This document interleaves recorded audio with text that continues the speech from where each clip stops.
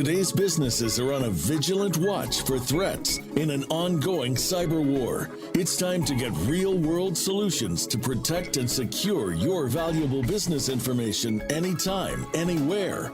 Welcome to Cybersecurity America with Josh Nicholson. You're about to gain special access into a world of restricted information and a backstage pass to the inner sanctum of cybersecurity operations.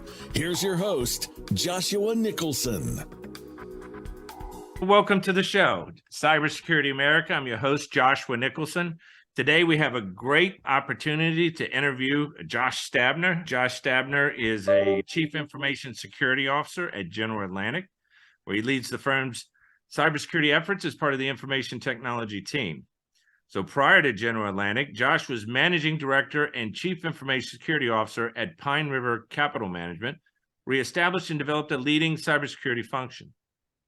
Previously, Josh spent 10 years at Ernst & Young, where he led cyber threat management advisory services for financial services sector clients, with a focus on threat intelligence, vulnerability identification and remediation, security monitoring and analytics, incident management, and security engineering.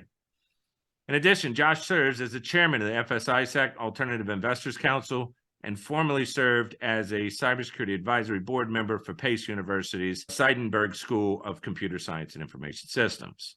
Josh holds a bachelor's degree and a master's degree in computer science from Dartmouth College, and he is an expert who's been in the field for many years. Welcome, Josh. Welcome to the show. It's a rich background you have. Anything I missed? Anything I should cover? On the security side of things, it's great to be here. Thanks for having me. Awesome. Yeah, and you and I got to work together extensively at Ernst & Young. When we were there, we got to see the good, the bad, learned a lot, how to deal with a lot of customers, how to do cybersecurity at scale for some of these large corporations. So it was a great experience working with you. And yes, you were one of the best managers I had. Now I owe you a couple bucks, right?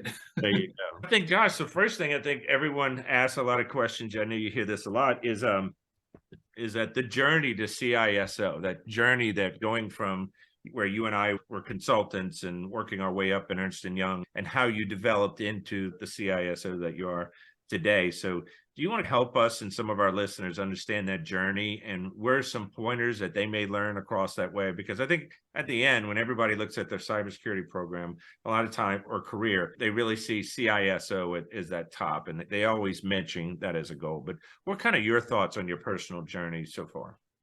Yeah, everyone's journey is different. And certainly the route that I took is not the only way, but I'll elaborate on my personal history and how I ended up where I am today. When I first started in cybersecurity, or at least studying security in school, there was no curriculum for security. It was when I did my master's degree, I was working in the PKI lab because cryptography was as close as you could get to security at the time. I had previously done internships in software development. I had done internships as a help desk engineer, and I didn't really enjoy those things, but I knew I enjoyed technology and computer science. And security was something that, as a hobby, I found really interesting. Reading various Slashdot threads and that type of stuff really got me into it. And so when I graduated and I was looking for a job, I actually got very lucky in that Ernst & Young had a brand new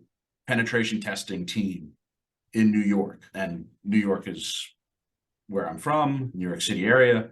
And I got to join this team of incredibly brilliant pen testers, all at the essentially cutting edge of the pen testing industry. And we got to define what pen testing was, and how you scoped out projects, and how you executed the projects, and how you reported the findings to clients. And so for the first several years of my career, having that very technical experience and developing that security mindset where you start to think like a bad guy and try to learn, jump-started my cyber journey. Leveraging that, I was then able to expand into helping with incident response and working on those types of engagements. Again, having that security mindset, really important. And then getting into more of what today we call blue team, the analytics, security monitoring, building defensive countermeasures, building security programs, eventually to the point where I was helping clients design their entire security program. And there were a couple of things. First of all, I loved consulting and I loved working at EY, but there were a couple of things that started to bug me towards the end. One was the travel, and that was just the most significant part of my decision to move out of consulting. Is I put my 2-year-old daughter to bed on a Sunday night and she said, "I'll see you Thursday, Daddy." And I said, "Okay, that's a sign from the universe that I got to make some life choices here." But the other was, when you work with clients as a consultant and you're building security programs, you don't get to see how those programs look a year later. You don't get to make the tweaks and the fine tuning that turns something good into something great. And I wanted a little bit of that. I wanted to have more ownership over what it was that I built. And so, combined with my desire to get off the road, I realized I need to find something local. I need to find something stable. And having served the financial services industry as a consultant for so long, I knew that going into a financial services oriented firm would be the best for me, the best fit for me, because I had an understanding of the business. And it's something that I think we hear a lot in cyber circles, is that security people need to understand the business better. It's something I didn't fully appreciate until I actually left consulting and joined as a CISO at Pine River. That, man, if I'm going to protect this hedge fund, I better understand how hedge funds work. And that epiphany, which it's strange to call it an epiphany because for years we've been talking about understanding the business better, but when you're really faced with it, you have to do it. That, I think, turned me into a better security practitioner. So it was I think I go back early in my career when I started pen testing, I said developing that security mindset, learning how to think like a bad guy, that was a pivotal moment. And then when I became a CISO and learning how to think like the business, learning how the front office operates day in and day out, what's important to them, what's important to the investors, what's important to the back office and legal and compliance and the regulators. That was the second mindset that I had to develop to become a more well-rounded CISO. And so how did you go about developing that? I know we all have different books. I'm a big John Maxwell fan. I love How to Make Friends Influence People. I mean, there's just a number of them we could talk to. My favorite is Robert Greene. I love the 48 Laws of Power, Seduction, Human Nature, Mastery. I think that's all great books and really focuses on that, as well as there's the business side of, I feel like some of us, we get to our career at a certain point where it's almost MBA is the next logical assumption, but it's not everybody wants to jump to, and it's highly expensive to do that. And so I guess what helped you bridge the business gap from the technology gap to the business gap? Obviously, EY prepared us a lot on the financial side, but there's still, I'm assuming, a good up ramp of learning you had to do to really learn how the business functions. Would that assumption be correct? Yeah, no, absolutely. It definitely prepared me for that in a couple of different ways. One, when you reach a certain level at a consulting firm, you're working with clients and you're being more strategic, right? You're not just tactically executing projects. You're helping them figure out which projects make the most sense. And so you develop a little bit of that strategic mindset when you work with your clients. You're running a book of business, right? You're not just this cybersecurity consultant who helps companies get more secure out of the goodness of your heart, right? It's a business, and as a consultant, you're, especially as a senior manager or partner at that level, you're running a book of business. So you have to learn how to run that for yourself. But when I moved to Pine River and subsequently at General Atlantic, you start to realize that, one, these businesses are very different from one another. A bank or an investment bank is very different from a hedge fund or a private equity firm. And so I had to take on a little bit more deliberate learning. I tend to be a very technical thinker. And so I found technical books. I think the best book that I found on the topic at the time was called Capital Markets for Quantitative Professionals. And it goes through the various technical systems that run a sell side and buy side firm, right? And once I understood, okay, what do the exchanges do? What does an order management system do? portfolio management and how are trades executed and what does fund accounting look like and all that kind of underlying technology that helps these businesses run. The next thing I did was I summarized it. I knew I would have to hire people to help build the security program. And I knew those people would have to understand the business as well. But I couldn't expect everyone to read that same book and get the same thing out of it. And so what I did was I wrote this little 4 or 5 page summary of here's how this works. And one of the things I did that I think actually worked really was in that document, I defined a lot of terms. So it became almost like a guide for the lingo that's used in the front office at a hedge fund or at a private equity firm. And when I would hire people, I would give them that document. I would say, here, read this. And then when you go into a meeting, you're not going to wonder what people are talking about. You're going to know because you've had at least a little bit of background about how much it works. So I think definitely reading, but also writing it down and trying to teach others helps me to learn it and understand it better and helps me to figure out where my personal shortcomings are so I can work on those. Yeah, I find that's common in most people like to mentor. We like to teach at the same time. And mentoring, I think, is just an extension of that. It's a more holistic approach to teaching. But I think, yeah, over the years, I've had to learn to extend my repertoire of analogies when you try to explain what's happening. This is like this, or threat hunting is, let's use the analogy of Security Operations Center. It's the 911. Everything comes into the SOC and so dog barking, that kind of stuff. Some triage has to occur from there. And by the way, if there's an event, you dispatch and there's something that has to happen, and incident response guy takes over, and they're like the detectives. But threat hunting is more like the DEA comes into an area and they're going to stake out the wharfs because they think crime is in that area. So they have the cameras and they have a theory. They have a theory that they're going to go after. And so sometimes people confuse these different terms and so forth. So you had to really develop an analogy for that. And I'm assuming you have to do that as well, because some of these concepts are so complicated. How does a board member understand what's happening, especially with these new SEC changes? How do they understand what you're telling them is even valid?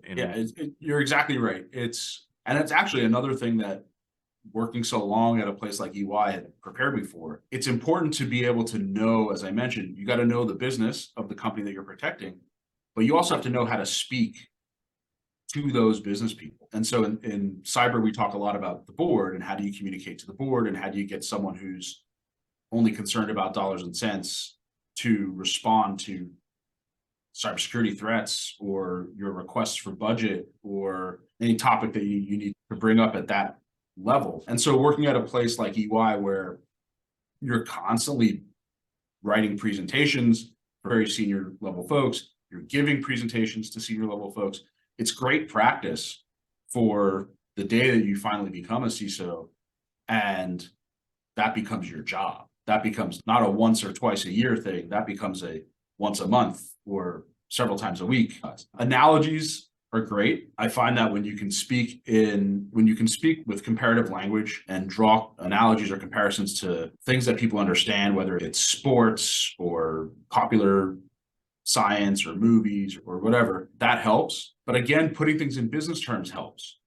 And this is where I think if I'm looking at what is the future of cybersecurity, I think I would guess there's going to be a lot more research and focus on quantitative risk. I know there's a lot of that now. There are a lot of different tools and products in the market that do risk quantification. The Doug Hubbard books are great when you want to learn about how to measure things and how to express risk in financial terms. But I don't know that we're there yet. I think there's a lot of still uncertainty about the whole process and how the math works, and not how the math works, but if the inputs, the numbers that you're collecting, they really represent the truth. Obviously the models work, right? A Monte Carlo simulation is a Monte Carlo simulation that works. I'm not saying the math doesn't work, but am I putting the right inputs in? Have I collected enough data? Have I run the simulation enough times? Those types of things it's going to evolve. And we're going to start to see, I would hope, CISOs have more of that business lens and less of that technical lens. And I think now there's a bit of a divide between the CISOs at the really big public companies that are already there, that are already in the room with the board at that top level, versus CISOs at much smaller companies who are still very technical, still very zeros and ones. That whole shift will continue happening, and you'll see a lot more talk about risk in quantitative terms. Yeah, That's what business people understand. They understand dollars and cents. Yeah, I think what helped me the most to understand it was when I spent 2 years as a group information security officer at Wells Fargo. And so I had a number of assets from the consumer lending division. So we had loans, mortgages, credit cards, auto loans was one of the biggest. And so you had to do these security assessments on it. And the way you quantified it to group risk officers were in risk terms. But the entire time, the risk quantification scoring mechanism was really blown out. Sometimes it would say there's $25 million worth of risk there. Really? We've never really seen it go up to that. Cyber events are unpredictable in some cases. And so it was really hard to quantify that kind of impact. And especially when you were talking about patching things and the vulnerability to the system and how much risk it is to be able, they think you could just quantify anything, as if today you're having $500,000 of risk. Tomorrow it's 600. I really don't want it to go up. What's the problem? It's really hard to define that from an operational perspective. And like you were saying, the people who can bridge the gap from being a technical level person like myself, who started off incident response, network engineer, and so forth, along the line, you have to figure, how do I develop the business acumen, or do I want to split? There should be two tracks, right? Do you want to be the senior technical person that's always hands-on IR on the firewalls? Or do you really want your career now to go to the next level and you want to learn the business side of this and you want to develop into a true CISO? Like you're saying, at the smaller, less mature levels, I think it's still technical. And technical people think CISO just means you're the head guy that makes all the decisions. And so the toughest security problems come to the CISO.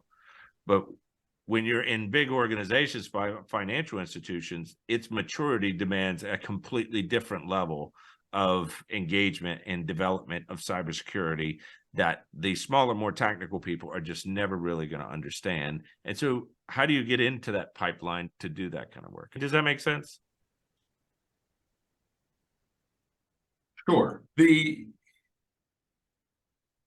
got to want to do it. I think a terrible mistake that a lot of folks in security make is that they think the CISO is the only path upwards. And it's just not true. It may have been true 15 years ago, but the roles available in cybersecurity today are so diverse and so vast that it's not the only way to grow your career. If you're a very technical person and you enjoy being technical, there's so much need for sharp security engineers who help to build software, who help in the design of hardware, who work in the companies that produce our operating systems and our browsers. And we need security people involved in all of those things.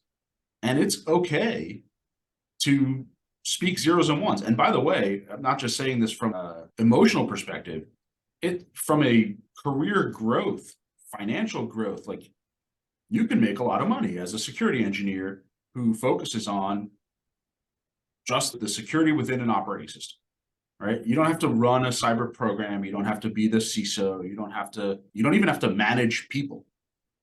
You can have a very good, long, successful, financially good career as an engineer. But if you want to be a CISO because you like the political aspects, the business aspects, the economic aspects, and I would say dive in, right? Talk to whoever your boss is and ask her or him, can I run a program? Can I take over vulnerability management, right? Or what do I need to do to get to the point where I can take over vulnerability management, right? I understand I'm too junior today, but in 18 months, I'd love to own our secure culture initiatives. I'd love to own our third-party risk, or whatever the segment of security is. Talk to your chain of command. And one, make them clear about your ambitions. No one's going to manage your career better than you. So make sure that if you're thinking about something, your chain of command knows it. They're going to support you. And if they're not supporting you, you got to find a different chain of command that will. And maybe that's at a different company. Two, do it piecemeal, right? Realize that to be a CISO, you have to understand all the domains in security, or you have to know how to manage people who understand those domains. You've got to understand how to manage up. You've got to understand how to talk to the business. You've got to understand vendors and contracts and insurance policies and all these things that when you're a young pen tester or incident responder or whatnot, you don't think about. Yeah. But find that mentor, let them know your ambitions, and then hold them accountable. Every 3 months, check in with them, right? How am I doing? Am I on the right track? What can I change? And I think there's a difference. Some people think their boss needs to be their mentor, or their mentor needs to be their boss. And I find that the roles are separate. I think there's a lot of people I feel have mentored me over the years. You're one of them.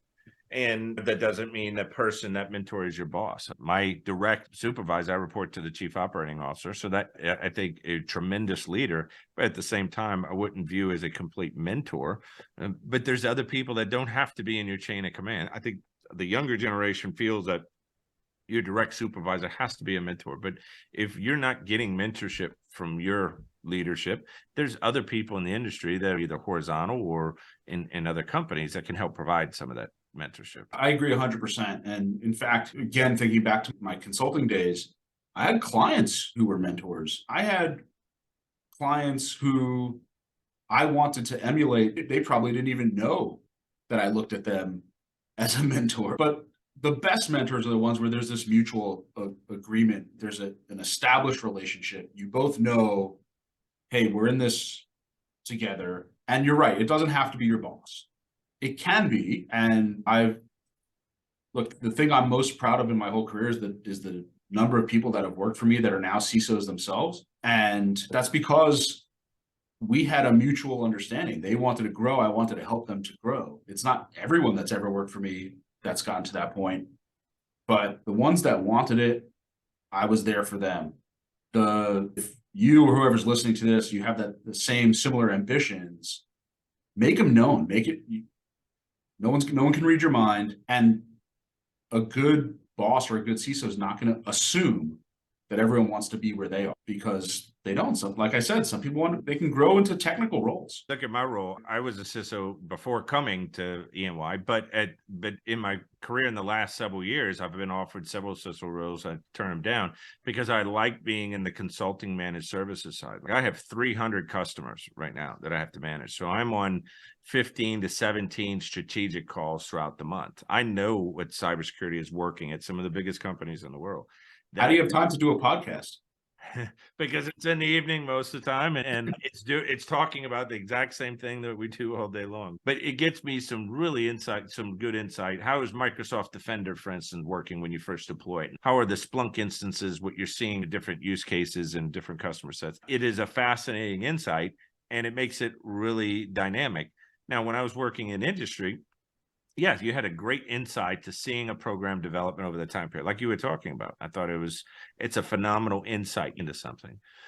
You miss that when you're in consulting, but at the same time, you get to see so many other things and aspects of their programs and so forth. It makes up for it. So for me, being a VP of professional services, where I'm running a managed service practice as well as a service delivery practice, I think gives a good excitement level, because I have highly technical people working for me. The challenges are different, something that can come up with another client that didn't come up previously. Seen attacks, for instance, on some of our Azure instances that our customers needed assistance on. And that was like state-of-the-art stuff. And so it was just really exciting to be a part of that.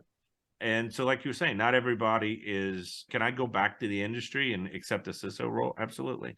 But it just, in my case, seems a little boring, because that's one client, right? And if things aren't moving so well in that one client, you're not making a huge change, I think the pace could probably slow down. And sometimes you feel that you're not making such a great contribution. Like at Wells Fargo, you didn't feel like you were driving systemic change. You felt like you were a cog in the wheel of what is it, 225,000 employees at Wells Fargo. So you just felt like a cog in the wheel, so to speak.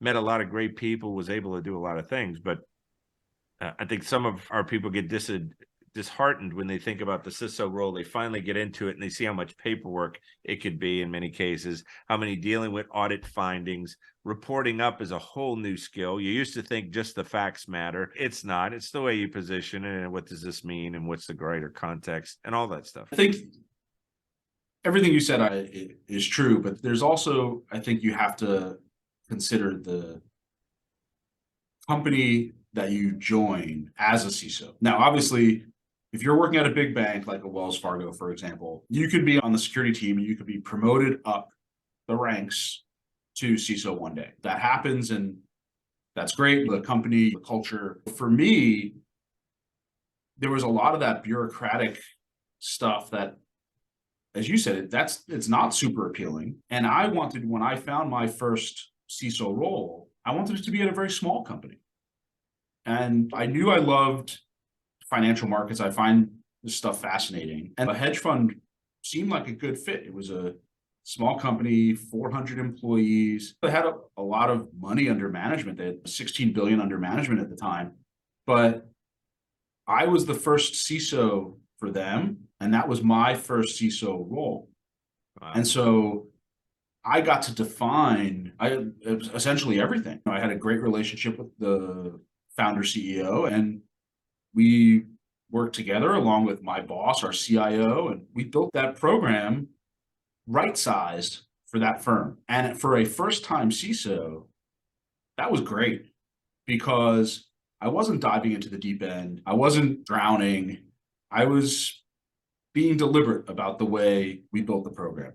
And that really prepared me for coming here to General Atlantic, which is a significantly bigger organization, still a buy-side firm. We're in growth equity. We're not a hedge fund, but we're still a buy-side asset manager. And having that experience at Pine River really prepared me for this. And if one day I were to ever move on from GA, which I'm not looking to do, I really do love it here. I love the people and I love the culture. But having stepped up to that next level, I feel like I could go to a bigger firm, thousands of employees, and it's different. And so one of the things to consider as you're looking at where you want to grow is the company, the culture. Believe me, it was culture shock going from EY, which had 100,000 employees, to a company that had 400 employees. Oh yeah, it was definitely a shock. I remember when I onboarded there, I clicked on something on the internet and all of a sudden it was in German, and then it was in Polish, and then it was like I had to close everything out. I was in too many different intranets. It was all over the place finding data. I would tell you it felt like a finishing school, and that's why I purposely felt going into consulting was the right method. If you're in industry your entire career, there's just this whole aspect of client management and decision enablement and all these terms that you use in consulting that drive things forward that you're never really exposed to. I remember that we had some of the manager training in which they actually had you match up with a couple different people, and you sat there and your job was, I think there was 3 or 4 different pods, and our job was to come up with a project and then put the presentation together and then present it to 3 or 4 partners that are sitting around the table. And I remember we did that, and I had a person on my left, the EY consultant on my right. And all of a sudden, all 3 partners start yelling and screaming at us at the top of their lung, telling us that the paper's wrong, this doesn't meet our objectives, just going irate. And now this was to prepare us in the event that this occurs and to train us in the event that this occurs with customers as part of dispute resolution. But they don't tell you that they're going to start yelling at you. And so the 2 consultants on both my side are like crapping themselves. I have no idea what to do. Didn't expect to be yelled at. They're new. I was already a sergeant in the Marines, so you can't yell at me any more than that. But I thought it was really good training on how to communicate, even in a dispute resolution manner. And then several months later, I did a security assessment who the client was. I won't say that on the podcast, but in New York City, did a security assessment, handed them the report, and the manager, this was at an Asian bank, and the manager took the report and then threw it across the desk. It hit me in the face and fell down in front of me. And of course, it was a real shock to all of us, but we had this dispute resolution training. We knew how to handle ourselves. We knew how to communicate and de-escalate. And it just showed the whole reasoning for the training in the first place in the event that this occurs. They really don't teach you that in other companies. You go work at Wells Fargo, they don't teach you that kind of stuff. Maybe in their call center or something like that. But I think the experiences of that were tremendous. I think the ability to summarize what it is a problem, like what is the objectives, what's the methodology we plan to use here, what's the desired outcome, this is how we got to this answer. I think a lot of that gets missed in industry where they try to explain something that from a business case perspective, and they just say, hey, we need to replace the proxy server, I need $400,000. And that's really it. And they don't put it in any other kind of language or benefit or anything for like a CIO to go, okay, I see the cost benefit ratio here. They don't really structure it in that manner. And I think if more people did, if they learned that those type of skill sets, that their career would naturally gravitate further into the CISO, add some business training into that, and a technical person could make it to the ranks. What are your thoughts? Yeah, 100%. You have to be able to speak like an economist. Right? These are the investments we're making. This is the return on the investment that we're expecting to get. Long-term horizons. What's the cost of the technical debt if we keep it over time? If you you got to put everything into those cost terms. And by the way, that it's different from accounting, which you're not just adding up numbers and giving a budget, right? That's important too. But having that strategic mindset and being able to explain, like you said, the why. I'm taking on this $50,000 or $500,000 project because it reduces our risk. It reduces our exposure by $2 million. My return is $1.5 million. That language is very powerful. Now, it's one thing to say that. It's one thing to do back of the envelope or bar napkin math. And it's another to really do the analysis. I think where we're having shortcomings as an industry right now is in the real analysis. And that's where I was going back to the quantification becoming more important in the future of how we build and design cybersecurity programs. Look, we're at a point now where the big insurers are willing to write policies. That means they feel like they can really handle or understand the risk. They can calculate the risk. And so if they can calculate it, eventually we should be able to do it on our own and start making strategic decisions based on those calculations. And that's a really good point. And I heard that cyber insurance has morphed tremendously. Like it's not even the same industry as of 2 years ago, mostly because of all these ransomware breaches and all the payouts and all the interruption to the supply chain and so forth. But have you noticed a real shift in cyber insurance and what are the requirements to actually be covered in some of these breaches and so forth? Yeah, shifts over the last 5 years and shifts in the way we understand it. We, meaning the community of security practitioners, the way we understand these policies. Because when cyber insurance first was being discussed, there were all kinds of gotchas that people were worried about. Oh, if I get attacked by Russia, that'll be an act of war, and insurance policies don't cover act of war. And now there's just so much more clarity on what's covered and what's not covered, extra riders for things like ransomware. The industry has matured dramatically over the last couple of years. And I think that's because the insurance companies are more comfortable underwriting these policies now. It means they feel like they have a handle on how to calculate the risk. And 5 years ago, it's totally understandable that they didn't have a handle on it because there was no way to know the average cost of a breach because that was only voluntarily reported. And there was no way to know the likelihood that company X will get breached over company Y. And so they have done a lot of work, obviously for a big payout in the end, but they have done a lot of work to mature the industry. And I think we'll start to benefit from that, not just because now we feel more comfortable buying policies. And my personal opinion on cyber insurance has changed over that time where I'm now pro insurance, but we'll start to benefit from it outside of the insurance landscape. We'll be able to use the same actuarial techniques to make decisions. What should I do? A application security initiative this year, or should I do an identity and access management initiative?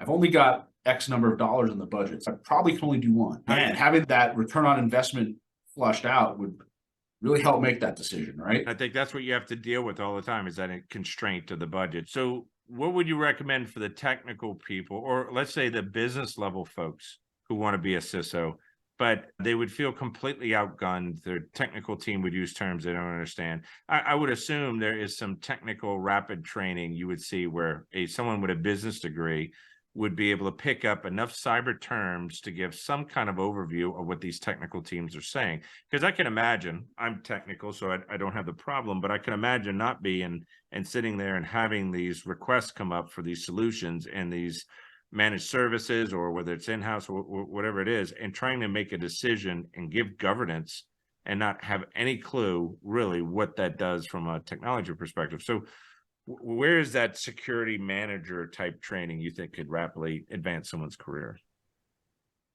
Oh, I don't know who offers that training. Obviously, there are a whole host of certifications that are security focused that folks can study for and take exams for. You've got all the ISC squared certs, the SANS certs, etc. But I'll go back to something I said earlier, which is it depends on the company and the company culture, the company size.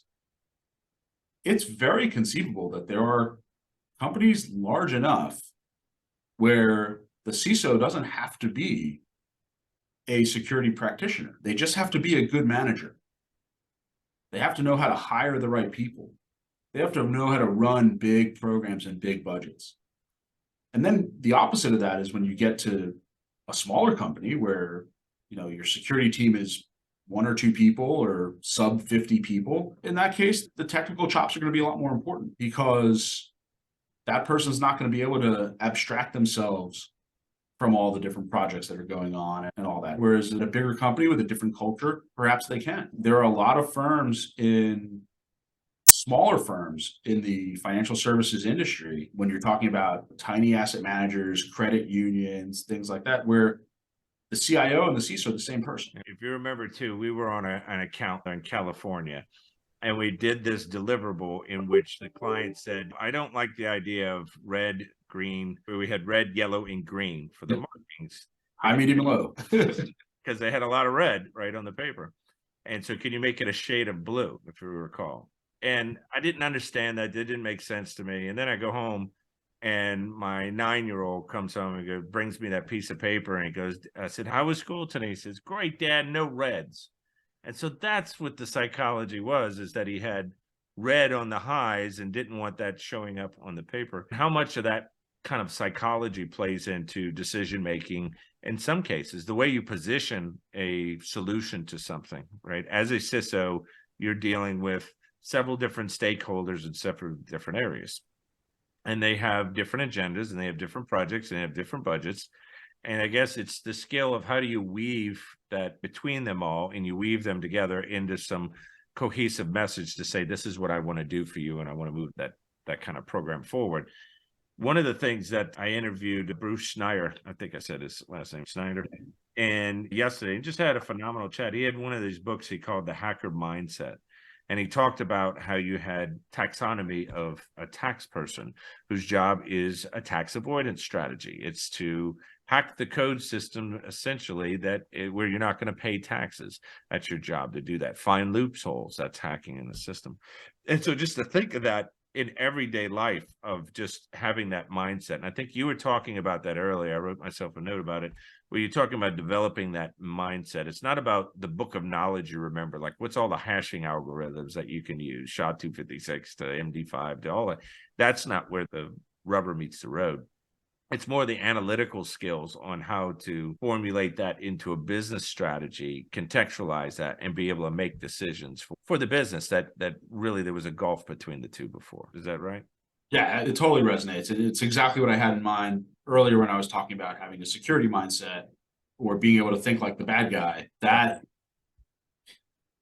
it's a blessing and a curse, right? It really helps me with my career, but man, I can't go into an airport and stand in that TSA line and not think to myself, if I didn't want to stand in this line, how might I go about getting past here? Like you're just constantly in that, how can I break the system mindset, right? But it's important to do that when you're talking about technology systems, deploying especially large, complex systems. And if I think about General Atlantic here, we have a couple of really big platforms that help to run our business. There's a fund accounting platform, a treasury platform, portfolio management, and all of that stuff. Man, if I broke into the environment and I wanted to exploit some vulnerabilities, how would I find them? How could I leverage them to do bad things? What are those bad things? Sometimes the bad thing is not always just transferring money from one bank account to another. Sometimes it's deploying malware. Sometimes it's observing and waiting. Sometimes it's doing something to reputationally harm. Sometimes it's industrial espionage. But you have to be able to think like a bad guy, and many different kinds of bad guys are motivated by many different things. Motivated by profit, motivated by Activism. Yeah, exactly. And so and this is not a CISO versus non-CISO thing. This is I think every security practitioner has to have a little bit of that mindset. Yeah. Whether you're designing systems or pen testing or you're blue teaming or red teaming, So it's the mindset. I don't know if you remember, this is one of a couple times at EY they get escalated to you because I started some kind of trouble. But it was another client down on Wall Street where I was working with them for about 5 weeks because you did my write-up on it. And I didn't want to get the temporary badge to go into the building because it was a long line. So what I would do is they had 2 guards by the elevator. They had the guard by the front door.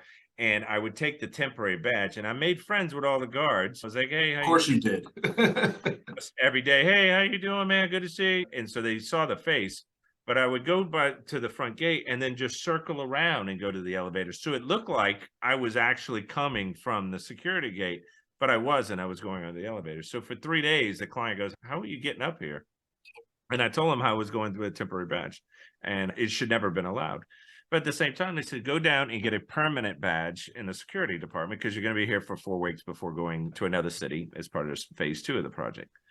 So I went down there and this lady just rudely asked me to fill out this form and put my social security number on it. And I said, can you tell me what are you going to do with it afterward? And she was just really indignant with me. And she was just, write it down, sir. We'll throw it away. And I had a security mindset. I'm not writing my social security number on a piece of paper here so you could throw it in the garbage. Real New Yorker attitude. It doesn't have time for anything type thing. And so I take offense to that, by the way. I know you do. I spent enough time in New York and my family's from it, so I feel I have some leeway. But I told him, well, never mind. I'm only here for 2 weeks. I'm not gonna get the badge, and I left.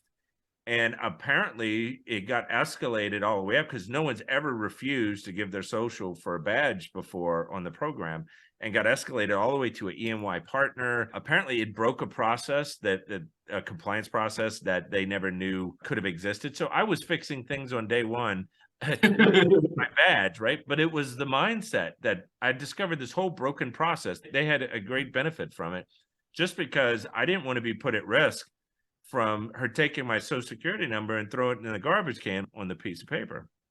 And I remember you were saying when the partner got called and everything is like, Josh, it's one way to get yourself known, but that's not the way I was hoping that this contract was going to go. And I think that's the kind of the mindset you're talking about is where push the envelope. Is this supposed to happen? You're just used to trying to think on a system level. Everything is a system, has an input, it's got an output, and something happens in the middle. And yeah, I think one thing that's important, and another that I learned as I grew in my career was that processes are systems too. And when I started my career in pen testing, we were breaking technical systems, online banking websites and HR systems and things like that. Now there's as much vulnerability in the process as there is in the technology. And at the CISO level, you have to be able to think that way. It's part of understanding the business is understanding the business processes. I mean, there's major platforms, and then there's a lot of significant stuff that gets done in Excel. Right. I heard once it is the second best tool for everything. And it really is. And if you don't know the process, it's hard to affect change or to close those gaps. I definitely recommend Excel Power Advanced training. If you really know how to write the formulas, I've seen some wizardry in Excel. So, oh yeah, there's cool stuff you can do. But exactly. now you're going back to the technology. You're going back to the software. No, You got to think about the process that surrounds what went in there, what comes out of there. BEC, which is like one of the most common cyber threats that we talk about, ultimately is a process vulnerability, right? You receive an email from a malicious actor who says, hey, we want you to pay this invoice, but the wire instructions have changed. Yeah. And the process for how new wire instructions get into your treasury platform, that's where the vulnerability lives, right? Because treasury platform has to be able to accept wire changes. That happens from time to time. And vendors have to be able to change their bank accounts when they send you invoices. That happens from time to time. So it's the process when you receive that email and execute the requested change without having 4 eyes on it, without calling back the vendor using a different communication channel to say, hey, did you really mean this? Without doing that additional verification. That's where the vulnerability lives. And so if you're going to be an information security person, you have to look at the processes too. Processes are systems as well. yeah, that's a really good point. Had that at a financial client. This was years ago. We had ACH fraud. And the fraud, we would put multi-factor in front of it. One was for authentication, and then the other one was for wire release. So initiation and release. And we continue to have ACH fraud. Thought it was a technology problem. Did an application pen test, found out, yes, we have some application issues. We don't think that's what's occurring. Went down to the wire transfer department, said, I want to see the ACH, put together ACH and the wire transfer. I want to see you do it. Lady takes out her token. She had RSA token, username, password, does the wire initiation, and then puts that in the drawer and picks out another token and does the authorization right there on the same computer, which the process said to do it on separate computers. It's a separate person, but the other person was on vacation. So she had both credentials and both tokens on the same PC. So technologically, I had the system locked down. I thought we had 2 approvers or 2 different systems. And because she broke down the process there, the entire security collapsed and the attacker was on her machine. She had one compromised machine, was hers. And so they grabbed both tokens. And so how much money went out the door because of that? So that's kind of what you're saying, is that there's a technology aspect to the security of this, but then there's a process on how you use the technology and what may be some of those vulnerabilities that you really can only be fixed with the mindset of walking through it versus a scanner or something technical. Is that kind of what you're leading to? Yeah, absolutely. Like I think criminals can be some of the most advanced thing. If you've seen any of the Netflix series like Orange is the Next Black or The New Black or whatever like that, and their ability to just problem solve, like you saw these different prison gangs that would communicate. They had their own encryption language. They would put it in these notes, and they would take a string and they'd throw it across the area to another prison cell. And they were just so ingenious of hiding weapons. And you just figure, man, if you could turn that problem solving into a positive thing, it would just be a tremendous benefit to society. But it's how do you teach that? How do you grow that, and so forth? What are your thoughts now? Just switching topics a little bit towards Chat GPT and AI and all this. I think there's a lot of fears that it's going to be disruptive. I think it is going to be disruptive in many ways, but how disruptive is it going to be?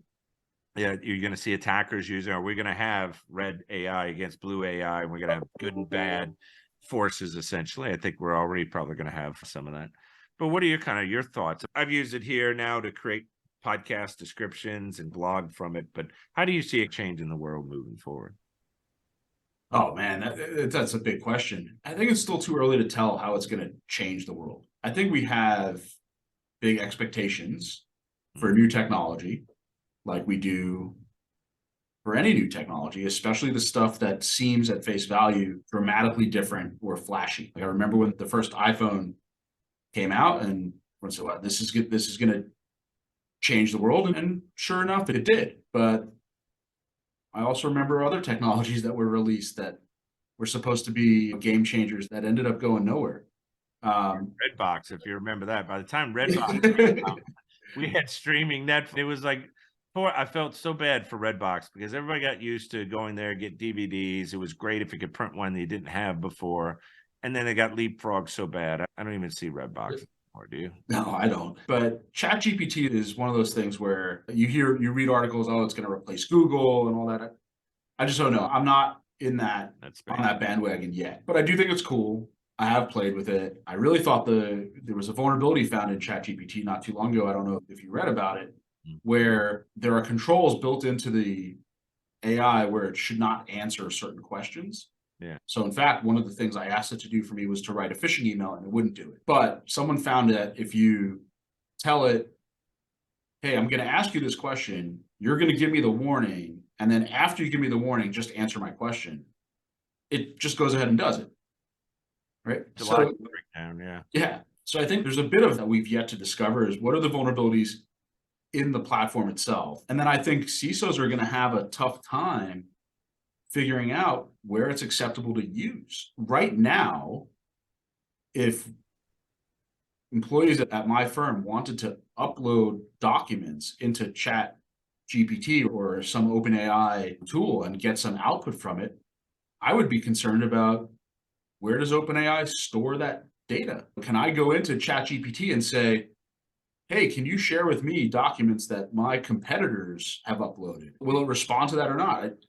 There's so many open questions and so much that we have to do to review not just the technology itself, but again, how it's used, what we're integrating it into, what are the implications of. There are a lot of open questions. And I think, Josh, we could cover so much of that and keep going. Unfortunately, we ran out of time today. I really appreciate you having on the show. I think I learned a lot from that perspective, how you got where you were at. And I think a lot of people are focused on that. What's the skill sets to move forward on and to cover and how to continue to grow and progress. And I think we covered a couple of different areas. I want to thank you for joining us. And I ask all our other guests too, please just hit that subscribe and that like button and put any comments you have, and we'll move forward to respond quickly. So thanks Josh, for having me. Appreciate you. Yeah, it's been a great time.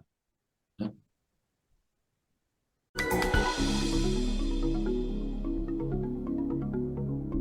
Thanks for listening to this episode of Cybersecurity America on the Voice America Business Channel. We hope you've learned some valuable information to help you be a better executive leader and navigate today's complex world of cybersecurity. Until next week, stay secure.